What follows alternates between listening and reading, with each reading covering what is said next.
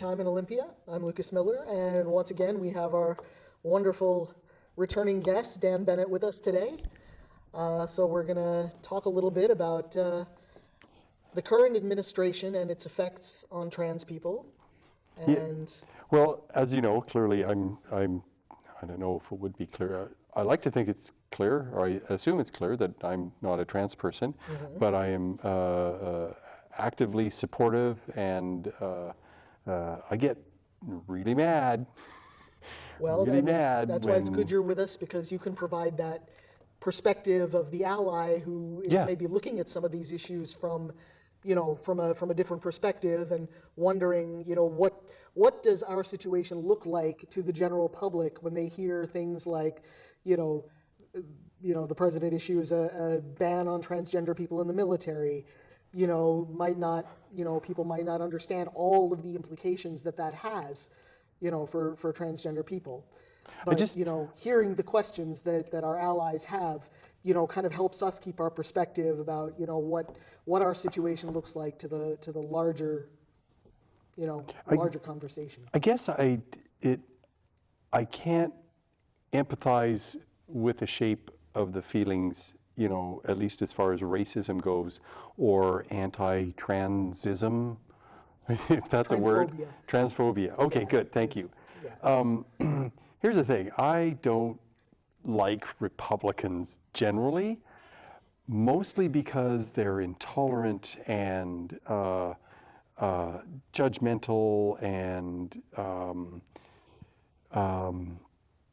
just there's a lot of behaviors that they have that I find distasteful or ugly. That is certainly true today. Yeah, the current ones. And so I don't like people that would treat me bad as a class, or as a because I belong to a group or something like that. Okay, trans folks don't hurt people. Let's take the Republicans in Congress and the president, right? Trans folks aren't burning down their houses. They're not sending them stink bombs in the mail. They're not. I know, that would be great, huh? They're just trying to live their lives in peace and do their thing. And these people, they just hate them as a class. They don't like them, they hate them, and they want them to go away, even though they're not hurting anyone. They're not doing anything bad. They're not committing crimes. They're being their truest self. The short answer, I mean, if the question is why, sure, why are these people so hostile to our community? Yeah. The short answer is because we blur the lines of the binary gender system that patriarchal society, and more particularly patriarchal capitalist society, depends on to maintain its system of power and privilege. By our very existence, by crossing those lines, we are a threat, an existential threat to that system. Fascinating. And to go into all the reasons why would probably be a whole other show. And, maybe I'll have our producer write that down as a future idea for a show, because I could go on, for several hours about that. Well, we might, if we run out of other subjects, then I would love to talk about that, because that's fascinating. That's philosophy, and that's culture, and There's a very good book that I can recommend for anybody who would like to understand how homophobia and transphobia, are a product of that patriarchal capitalist system, right, and why, heteropatriarchal capitalists are so hostile to queer and trans people. It's called Scared Straight, Why It's So Hard to Accept Gay People and Why It's So Hard to Be Human, by Dr. Robert Miner. And it lays out the history and the political structure of homophobia, and by extension transphobia, very, very clearly, in a way that really connects all the dots. In probably the best way I've ever seen done in Nice. In any book by anybody that I'm aware of. Is it like really thick? No, actually, it's not. It's Oh, quite. cool. It's I'll quite. probably read it then. It's not very long. It's very readable. It's Nice. set forth in very plain, simple language that just about anybody can understand. Yeah, these days I tend to read. And it focuses mostly on homophobia, but everything that he says about homophobia is equally applicable to transphobia, since they are, so closely connected. Yeah, yeah. Yeah, I read a lot of science, but these are short articles Yeah, or, short papers and that sort of thing. Right. And getting into a book, I haven't read a book, probably in a decade. Probably that Okay. long. I read tons of science. I read a Yeah, lot of yeah. stuff, but it's about the commitment. Right. My ability to This commit. book is more social science, Oh, I like more that. more historical, sociological, anthropological. So what's it called again? Scared Straight by Dr. Robert Minor, Okay, I'm writing that down then. Minor. Okay, so while I'm doing this, my first question was, I would like to talk about what the current situation is with trans folks in the military. And I know that Trump tried to kick them all out, but the military is its own kind of system, and he doesn't get to tell the. Well, technically, he is the commander-in-chief, Sure. but that doesn't mean that the military always necessarily listens. Thank To God him? for that. Okay, so the brief history of the ban on transgender people serving in the military. Dr. Minor, right? So during the that right? Obama, yes, Okay, good. during the Obama administration, of course, the don't ask, don't tell rule was repealed. Which was a meaning that- dumb rule. Well, it was a dumb rule to begin with. It was, prior to the Clinton administration, openly gay people were prohibited from serving in the military at all. If you were, Oh, yeah. if you were a member of the military and found to be gay or lesbian or bisexual, you would most likely be dishonorably discharged. Yeah, and beaten, no doubt. Quite often, yeah. Yeah, I had a friend. But the military's official response was usually a dishonorable discharge, or sometimes a medical discharge. Yeah, I had a friend who joined the military. He made it through boot camp, and it wasn't long after boot camp when he got assigned that a group of folks thought he was gay, and they beat him and left a lot of permanent damage. Yeah. So Yeah. it's like, what a bunch of jerks. And numerous gay, lesbian, bisexual, and transgender service members, have had that experience. Yeah. Now, back at that time during the Clinton administration, no, direct reference was made to transgender people. But then during the Obama administration, with more and more people coming out as trans, more and more people seeking medical transition services. Yeah. And demanding that they be covered by insurance, Yeah. And that becoming more of a thing with the passage of the Affordable Care Act. Right. Then transgender people in the military said, well, if civilians can have their stuff covered, under the ACA, then shouldn't we be able to have our stuff covered by, our military Insurance. health coverage Yeah. and VA benefits as well. Yeah. So, for a while there, the military was preparing to fully integrate transgender people and to get the ball rolling toward having everybody, be able to get their hormones, surgery, therapy, whatever, covered. Yep. And then the Trump basically Trump issued an executive order in the form of a tweet that basically said, no more transgender people in the military. Now, there was some opinion, mostly online, that said he issued that tweet because he was so frustrated that he couldn't understand the issue as his military advisors tried to explain it to him, that he just got fed up and said, well, I can't wrap my head around this, so no more trannies in the military. That would be. Which would be pretty consistent with, what we know of Trump's character and intellectual capacities. Yes, the tiny little mind. Yeah. Now, General Mattis said, well, let's take 6 months and do a study and see if having transgender people openly serving in the military and getting their transition care paid for by us is really going to, A, impact the military budget significantly, and B, affect military readiness and effectiveness. And troop And morale. troop morale and so forth. What they found, of course, was that the cost would have been negligible. Okay. Roughly less than 1/8 of what the military spends on Viagra for its troops. And vets. Yeah. Yeah. Yep. And that neither morale nor readiness would be significantly impacted. See, if I were a soldier,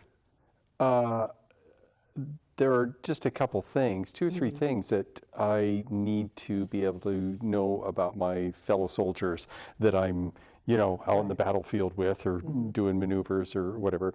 A, do they got my back? Yeah. B, I need to feel safe that they're not going to bully me, right? Yeah. And the third one would be, number 2 and 3 put together. I don't know. I can't think of a third one. Yeah. Well, I mean, that is what I have been told by, every soldier or veteran that I've ever talked to is, basically, we don't care who anybody sleeps with or what their identity is, as long as everybody is doing their job and doing it right, Yeah. This should be a fully integrated military, and frankly, we can't afford to turn down any, able-bodied person who's prepared to serve. Yeah, as far as I know, most of the Western European countries, Canada, I don't know about South American countries or Mexico, but most of Western Europe and that sort of thing, they've been okay. They haven't resisted. They don't have nearly as large a militaries, and so, and certainly not that large a budget. So either they can't afford to be as picky, or it's not a problem. Yeah. They don't see it as a problem, even though, many of these other cultures are similar to ours, with there being a hierarchy and social classes and many of the structures that you identified from the book. Yeah. That it messes their view of the world, so these people can't exist. Yeah. Well, I think this is homophobia and transphobia, along with misogyny, sexism, racism, all those other, forms of exclusiveness, are problems in countries that have been affected by a certain form of colonialism. Right. Western colonialism specifically, and maybe more recently, a continuation of colonialism that has had to do with certain kinds of religious evangelism. Oh yeah, yeah. Much of which originates right here in the United States. Yeah, because not only do you got to steal their land, you have to convert them to your religion. Exactly. And if you're not fully successful in either, then you corral them into a little chunk and piece, and then force them to, you can be your own religion, you can have your own culture, but here's this closet over here for you. Well, I mean, it bears remembering that the first sects of Christianity on the North American continent were the ones who were kicked out of Europe for being, Not too extreme, too exclusive, too the Puritans. They were one. I think. I mean, it was the Puritans of England and. Yeah, I'm not sure what year the Mennonites came over, and the Amish people and the Hutterites came over, and these were all very.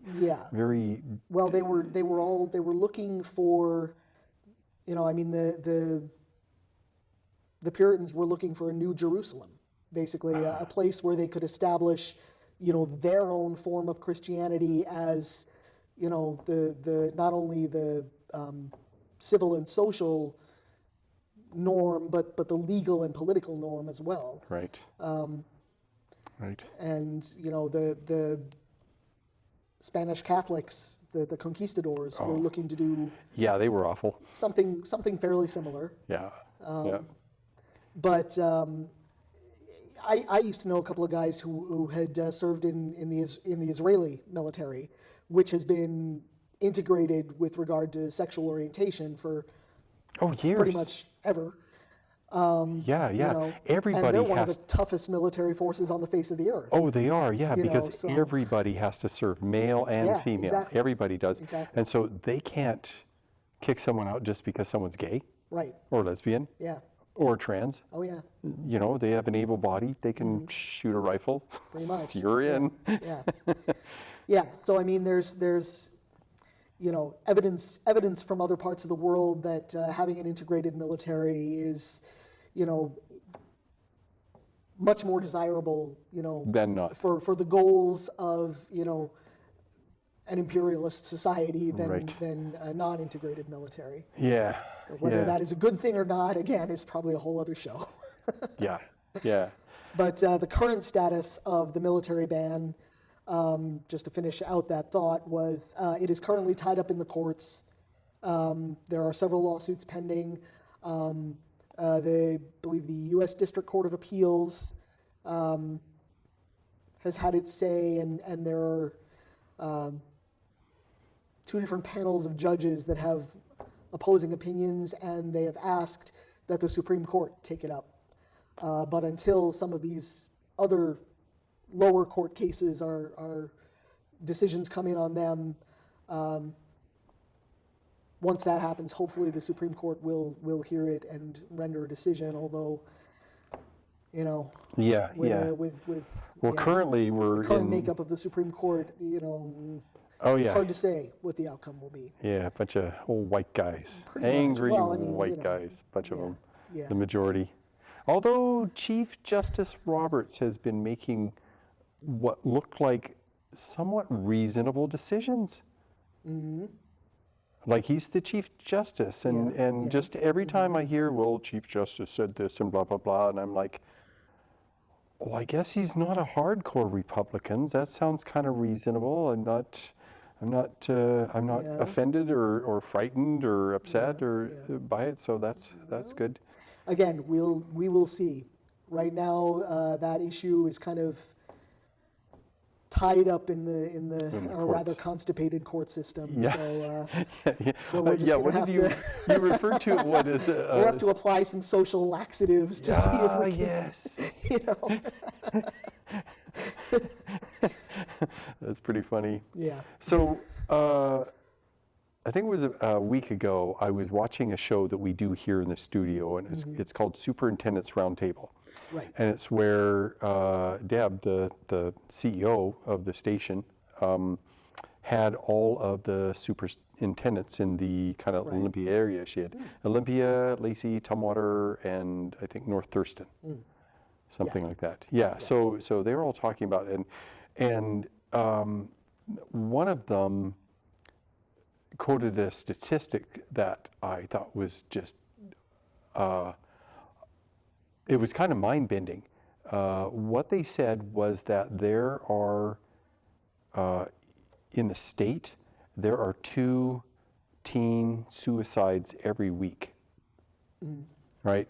And I know that for teenagers that are coming out as gay, suicide is a huge risk. Yes. And I know that for folks coming out as trans or transitioning, suicide is a huge risk. Yes. And I don't doubt that many of these suicides are folks that are either gay or trans. And The statistics would bear that out. That Yeah. suicide rates are statistically much higher Yeah. in the GLBTQ community, and especially among GLBTQ youth. yeah, and so all the superintendents they talked about counseling and mental health being a very, very critical issue in their financing, getting enough money to do this, because the suicide and bullying is another one, is a huge issue that they've been just trying to wrestle with. And so I wrote down another question. How are students, trans students, now I've read this, and so it's kind of a rhetorical question, that hate crimes and bullying trans kids in school has gone way up since Trump got elected. Yes. Well, we know that hate crimes in general have gone up in Washington state disproportionately higher than in the rest of the country. Washington State? Yeah. More so? Yeah. Our rate of hate crimes is among the highest in the nation, state by state. I thought we were better than that. Well, so did I. But I would have expected it to be worse in the South. it's pretty bad in the South, but remember that here in the Pacific Northwest, there's been traditionally a foothold of white supremacist, white nationalist groups such as Aryan Nation and that's you true, know, yeah. Proud Boys and people like that. Yeah, You know, that's so true. I don't know what the statistics say about precisely where those hate crimes are coming from. You know, whether this is like Washington state residents in general, or whether it's just a minority of particularly active troublemakers. Hard to say, or whether it's just, you know, I mean, what everyone seems to agree on is that, you know, the racist attitudes and policies of the current administration have emboldened, Oh, absolutely. you know, people who previously had kept their racism, you know, more or less under wraps, or feeling, Hidden. you know, much more legitimized in, you know, overtly, you know, racist, sexist, homophobic, etc., you know, acts of hatred, you know, that they might not have felt so ready to commit under the Obama administration, or, you know. Yeah, he's definitely Previous, given them permission to behave badly. Yeah. And, you know, if the president can do it, well, Yeah. that makes it okay for me too. Exactly. And, you know, in high schools, I don't know what studies have been done specifically on that age group as opposed to, you know, the population of Washington in general. But I only know one trans person that is currently going to school, and she's a great kid, and I haven't heard her talk about being stigmatized or bullied or anything like that. Yeah. But, you know, granted, I don't talk to her every day or anything like that, but I would be curious to learn. Now, it would make sense that were I in her case, I would gravitate towards other people of similar situations. Yeah. And we would form a club pretty quick. well, that was kind of the idea behind the GSAs, the Gay Straight Alliances, of which most high schools now have one. Oh, really?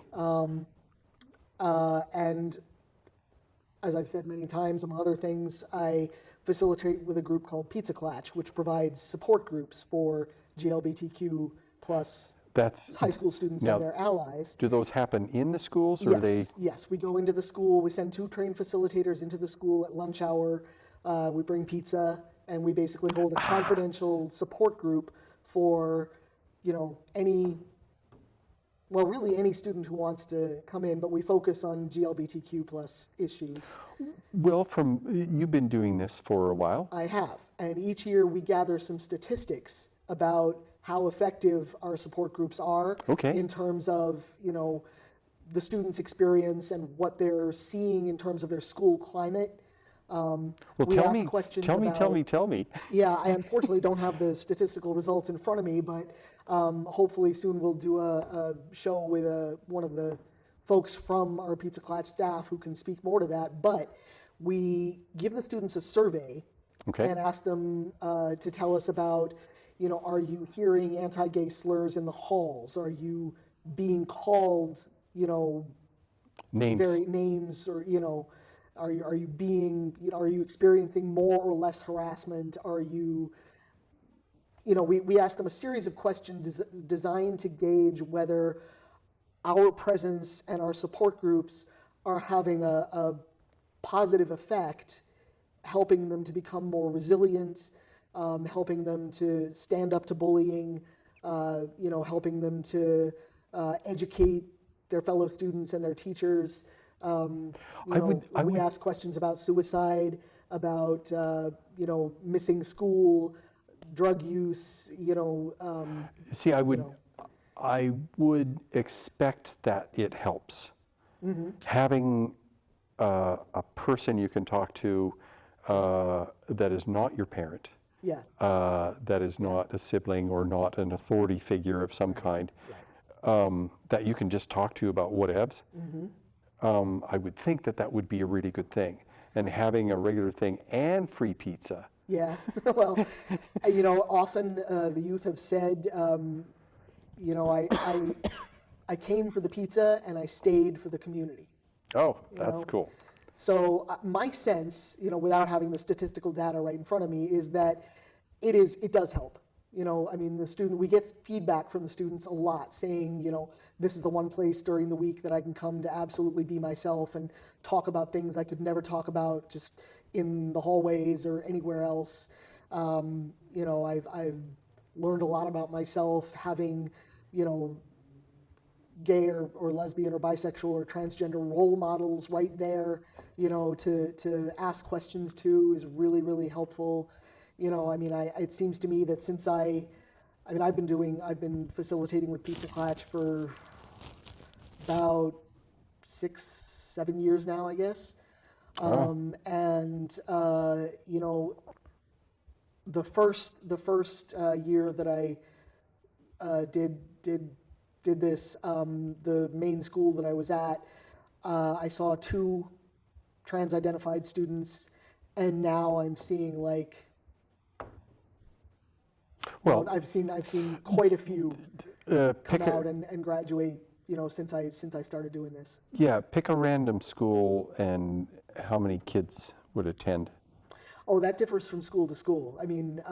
For example, our Clutch at Rainier is pretty tiny. Yeah. Our Clutch at Olympia High is bigger, upwards of 30 students per lunch period. Wow. Yeah. So it really differs. Okay, so how many kids go to that school?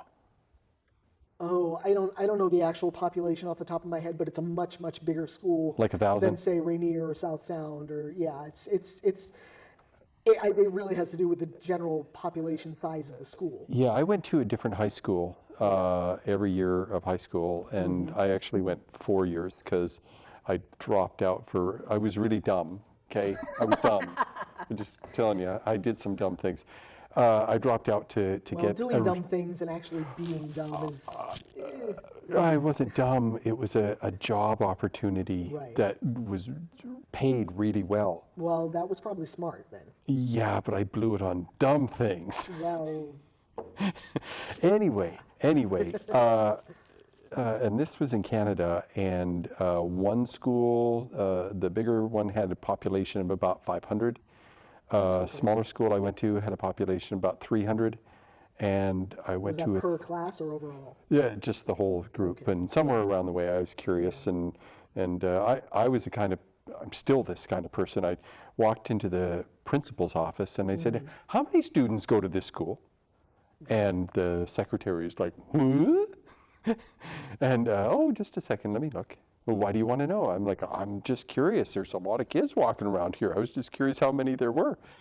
And I think Bonnie Doon, I went to Bonnie Doon in Edmonton, and it may have had more than 500. It was, there was a lot of, it was big. It was a big school. So, and I look at the schools here in Olympia, right? Olympia High and Tumwater High, they're at least as big as Bonnie Doon. And even though, you know, Edmonton is a city the size of Seattle, and it was then, it's grown about the same and a similar kind of population and that sort of thing. So where was I going with this? The Olympia area. Olympia is a city. Well, the Olympia School District. Yeah, You know, yeah. that's And several schools. And the concentration and the district itself seem to be, at least in Olympia, similar to what I grew up with. Right. And Lacey or North Thurston, maybe that also, but Tumwater's got a much smaller population, so I don't know. Well, I did facilitate at Black Hills for a couple of years, and it seems to me that we were getting, about 20 students Well, overall in a day. the reason I Or bring this up is because if for instance, if Olympia High has, say, 800 students, and you're getting 20 kids showing up, Yep. that is, what percentage is that? 8 kids would be 1%. 16 kids would be 2%. Right. 20 kids would be 2.5%, something like that. Yeah. 30 kids, closer to 3%, which, Now, mind you, not all of those kids would necessarily identify as gay, lesbian, bisexual, or transgender. Some of them do come as allies. oh, they do? Yes. Oh, that's cool. I didn't know. Well, they're allowed, they're It's not. they're invited? We don't. We don't check anybody's credentials at the door. People's police. Now, sometime we specifically, back when Pizza Clutch was first formed, we specifically said allies are welcome because we know that sometimes people are just not ready to come out yet. And if they can come under the guise Of an ally. I'm just here because my friends are here. Yeah, asking for a friend. Yeah, that gives them sort of an in until they become ready to, come out themselves. Yeah, But see- then again, some people generally do come as allies. It's like, hi, I'm heterosexual or cisgender, but I have friends who are experiencing harassment and I want to know how to support them. Yeah.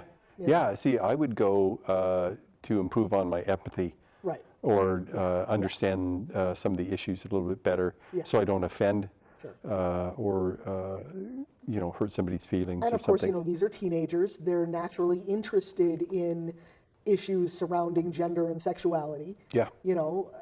Sometimes they're just people who are maybe questioning their own identity. And this is a place where they can ask questions and they can learn more and they can connect with other people who can, kind of fill in that information for them. But as far as how young people are dealing with the current climate under the current administration, that depends a lot on the culture of the school.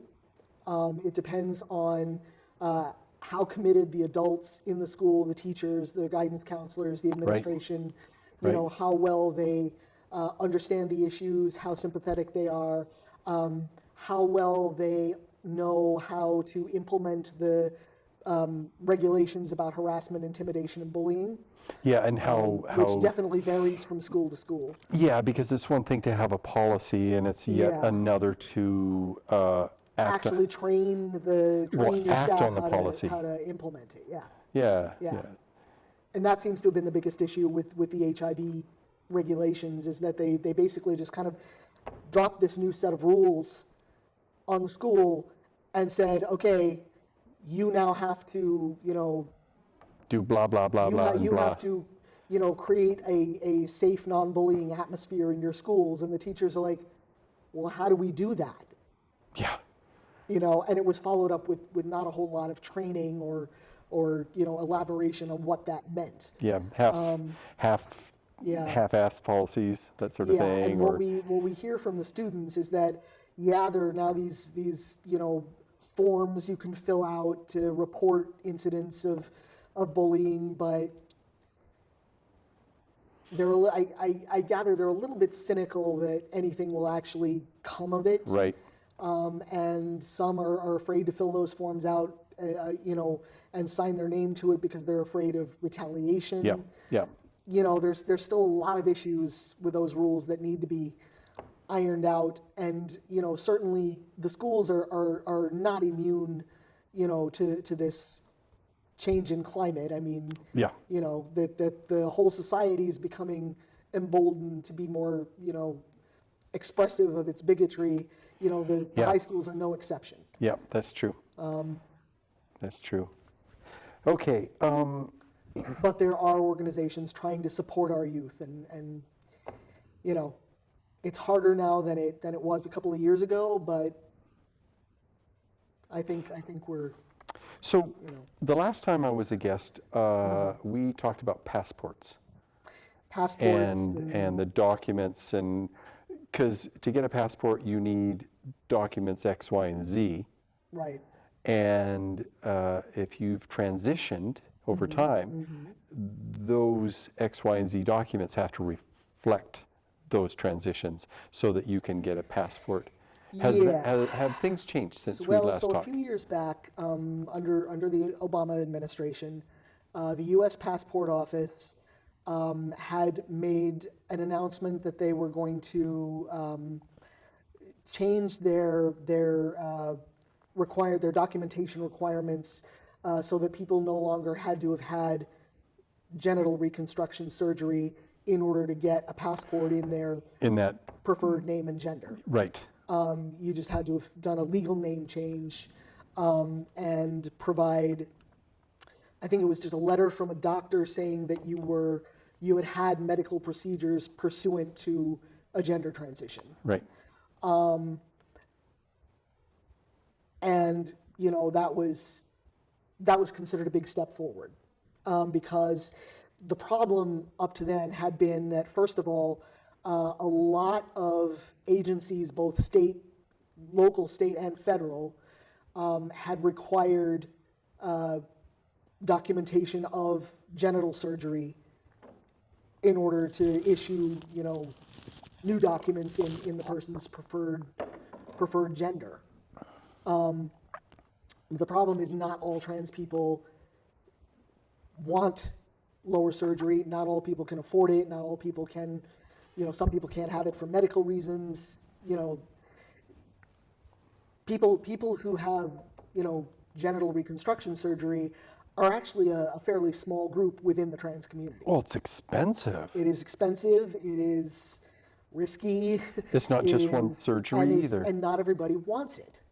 You know, it's not everybody experiences that particular kind of dysphoria. You know, therefore, you know, they don't seek it. They want, you know, they want to be able to live, you know, socially and personally in their new gender, but they don't necessarily feel the need to alter everything about their body. So a lot of people were sort of being left out of that, you know. Oh. And the other problem was there was no consistency across agencies. Every agency had different requirements as far as what kind of documentation they wanted, you know, in order to change somebody's gender marker. Take birth certificates. Some states, you know, they'll just like stamp something on Whatever the original birth certificate, but they won't like amend anything that was there. They'll just, oh, this person changed to blah blah blah, which, you know, can be problematic for some.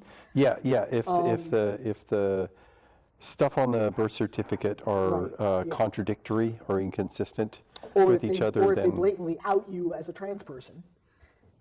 Oh yeah, I imagine that can have a lot of haters would do that. ramifications for you know, for some people. And some states will not allow you to amend your birth certificate at all. Yeah. And everything in between. Some states will issue you a whole new birth certificate, with your preferred gender on it. Washington State now has 3 gender options: male, female, and X. Which is. Well, we have, we have a fairly progressive governor. Yes, we do. We've had actually Innisley, and before Innisley was Gregoire. Yeah. She was reasonably progressive. Yeah, pretty much of an ally. Yeah, before Gregoire was some guy. It's funny how short our memories I think get. Gordon. I think it was Gordon. Yeah. Dick Gordon or Norm Gordon. I don't think I was here then. I think Gregoire was elected just after I moved here, so I don't remember. Yeah, and she did 2 terms. So, and I moved here in '88, so it was. You've been here a lot longer than I have. Okay, so, and I tend to forget. I mean, I'll remember presidents going back. Right. And I can remember them all the way back to my birth, even though I was living in Canada at the time. Yeah. So, okay, so passports. Yeah, but so again, problem is no consistent across the board policy about what kind of documentation is needed to change a gender marker on an official document, local, state, or federal. And sometimes the requirements are too high a barrier for a lot of people to meet.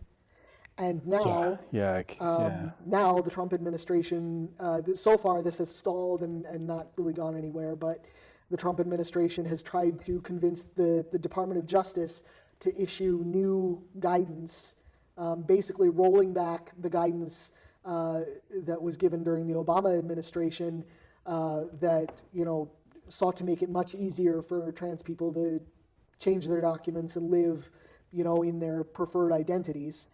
Now they want to institute a rule that all federal documents must reflect your original what's on your original birth certificate or your assigned sex at birth, basically. Yeah, which has huge implications for people looking for. It has to do with like Social Security Administration documents, passports. It boggles my mind because they're going out of their way. Yes. They're creating extra work. Yeah. They're clearing a path.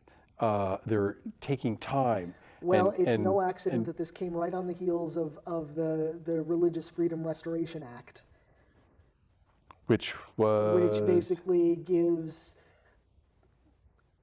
well, let's face it, fundamentalist Christians license to discriminate on religious grounds against anybody that they think they don't like. Whether it be creed. a trans person, a gay person, a Muslim person, or an atheist, a woman seeking an abortion, et cetera, et cetera. Now, didn't that happen under Bush? No. The Religious Freedom Restoration Act? Yeah. No, that happened under Trump. Oh, I thought that happened a long time ago. Like Bush era. Well, there's been movement toward it for a long time, but the actual act, I believe,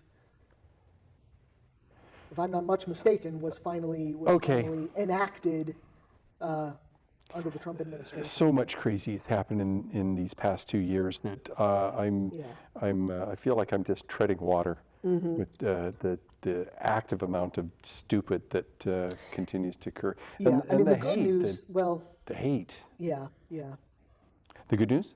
Well, the yes, please tell me news, some. Yes, please tell me some good news. Is that the attempts to implement that act has met with some resistance in the courts.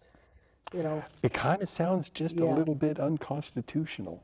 You would think. It just sounds just a little bit. And I read the Constitution. It's really not a thick book, right? And it wasn't a huge commitment to read it. It was really dry, right? Like the Mojave. But It makes great bedtime reading.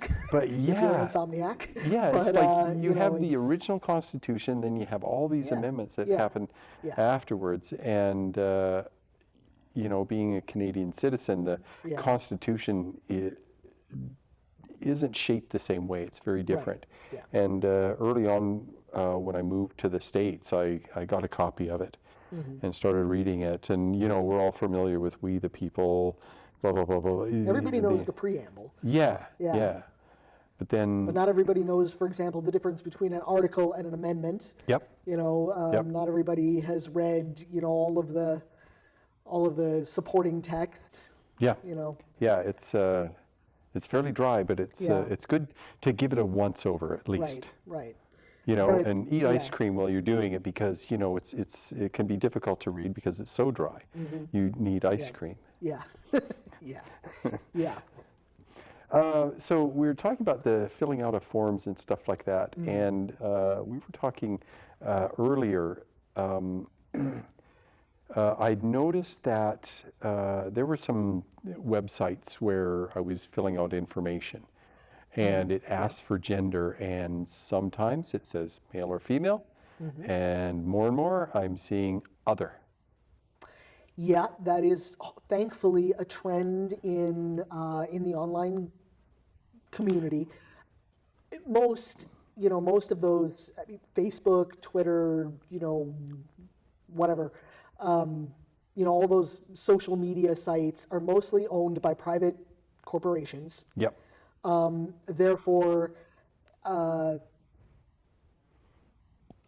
the rules that they are subject to are not quite the same as what a federal agency like the U.S. Passport Office or the State Department of Licensing or something like that. I mean, they can, you can answer that if they ask for information like male, female, other. I heard that there was one dating site, maybe it was OkCupid or maybe it was another one that offered like something like 20 different boxes you could check as far as gender identity and sexual orientation. Yeah, just but- all these different identity labels. I think I was single. I'd been single about 3 or 4 years, and I started getting on OkCupid, and even then they had male, female, or other Right. on Yeah. there, and I thought that was pretty good. There's a couple of dating sites that are. What's one? It's an early one that started advertising quite a while ago, Yeah. and they did not cater to gay or lesbian people at all. Yeah. And they Yeah. kind of Again, I mean, it's like they're like any other private business. Match.com. Yeah. Okay. Don't Yeah, like the gay folks. Yeah. Don't like the trans folks. No. It's Yep. got to be this. They're very binary yeah. oriented. Yeah, and, got to have yeah. our hegemony. Yeah, pretty much. But again, these are private companies that can do things quite differently. They may be, if they operate in certain states, they may be subject to the non-discrimination laws of those states. Yeah. But the fact that a lot of I guess there's a perception that the online community is maybe a little more progressive minded in general than, it tends to be populated by Yeah. more progressive minded people maybe. Yeah. And so, but I think it really comes down to just good business, that you cater to a wider You want to be more clientele and you're inclusive. going to make more money, obviously. Yeah, you know. want to be more inclusive, and the people that Yeah. are going to be repulsed or haters, you don't want them. Right. And they have other sites that they can go to. That's right, Yeah. because they're going to turn into the trolls. Yeah. Yeah. The Twitter trolls, Facebook trolls, Instagram trolls, if there is one. Are there Instagram trolls? I am not on Instagram, so I wouldn't Me know, but I neither. would assume that there are probably trolls everywhere online, I'm sure. I'm or, sure. or, Yeah. or the equivalent of trolls, whatever that might be. But I think that the online community is maybe reflective of just a general trend now in society that we're in an age, we're in a period of our cultural evolution where we are starting to really dig into what gender actually is and is not. You know, I mean, of course, it started 100 years ago with the first wave of the feminist movement, you know, and then, you know, in the 1960s, you know, differences between men and women became a real hot topic, especially, you know, I mean, women's studies departments formed at major colleges and universities. And now we have, Yeah. you know, about, you know, 10 years ago or so, we saw gender studies departments forming, and people could actually like get degrees in this stuff now. And more, especially, you know, with you know, young people, you know, people coming out younger and younger as trans and you know, gender nonconforming, deeper and more nuanced thought is being created, and new language. You know, we're starting to analyze gender as a social and cultural phenomenon, in a much more encompassing way than we ever did before. And that is, I think, is reflected in the fact that, you know, major companies like Facebook or you know, whatever are going to start incorporating that language. Yeah. And start acknowledging, you know, and reflecting this, you know, these new concepts of gender. It's often been said that gender identity is going to be the next major wave of civil rights. Yeah, I Of think the so. overall civil rights, you know, I think so. trend in this country, and I think we're seeing that now. You know, there's been this proliferation of, you know, gender pronouns, identity labels, you know, new understanding of how gender and sexuality relate to each other. I've only got just a few. I mean, the epistemology is just like so different than what it was even when I was in high school. Yeah. I only have a few devout Republican friends on Facebook left. I have walked away from almost all of them just because it's really difficult. But we don't have much time left, and we've covered most of the questions. But I'm kind of wondering if you know what the gender issues and the trans issues are in any other country other than the U.S., like Britain, per se. As far as the actual like laws and government policies, like for example, I don't know what you have to do as a British citizen to change your gender marker on your birth certificate, for example. I know they had marriage equality before we did. Oh yeah. Nationwide. Yeah, Canada did too. Yeah. But Now, that would I be an should interesting question to look into. Yeah, I should know more where Canada has gone. As we know, the nation legalized weed this fall, and or last year, late last year. The marriage equality happened. Oh, I think in the 90s. I think in the 90s or early 2000. I want to say early 2000. Well, what I have to happened look that up, honestly. when George Bush was elected in 2000, a very, very conservative Canadian guy, I think he was Bob Turner or something like that. I think it was Turner, and he was very conservative. And within just 2 or 3 years, they had started developing conservative policies that are much more like the U.S. Right. The free health care, Yep. which it's still more or less intact today, but it's shaped a little bit different. Right. I know several years back, I heard a lot of people talking about moving to Canada because under Canada's health system, it was much easier to get surgery and hormones. The issue with Canada, because healthcare is so accessible, Right. and I gather the system was a little overcrowded. there were long waiting periods, and there still are long waiting periods. But like here, if you get Medicaid, you have a particular form of insurance, Right. and it's really difficult to get a dentist. It's difficult to get an ophthalmologist, and you're only allowed an eye exam like once a year, and you have just a short little group of glasses that you can use, Yeah.